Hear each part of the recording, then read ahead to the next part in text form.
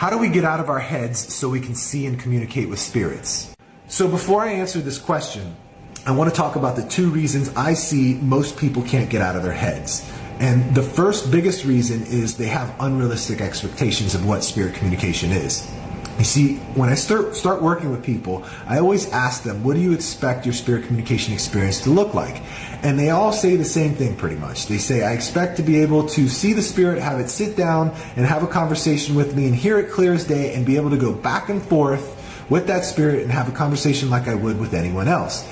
And that is not the case. That's not what it looks like.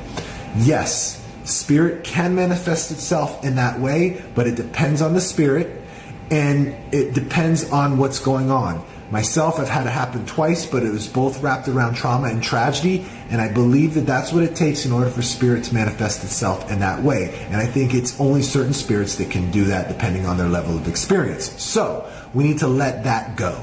And I'm going to talk about what it actually does look like, what most spirit communication, 99.9% of all spirit communication looks like. It's an internal process. It's like you imagining it. That's what it feels like. That's what it seems like at first. Okay? And it's like you thinking it, right? It's like the way you hear spirits is like the way you hear your thoughts, except you're not thinking the thought, you're receiving the thought. So, how do we tell the difference between our imagination and thoughts versus authentic spirit communication? Well, I'm going to tell you in just a second, because that brings me to the second reason most people can't get out of their head. And it's their unwillingness to just try and just do it and just begin without any experience. Most people never start because they don't think that they know how, right? And that's what's going to stop somebody from getting out of their head.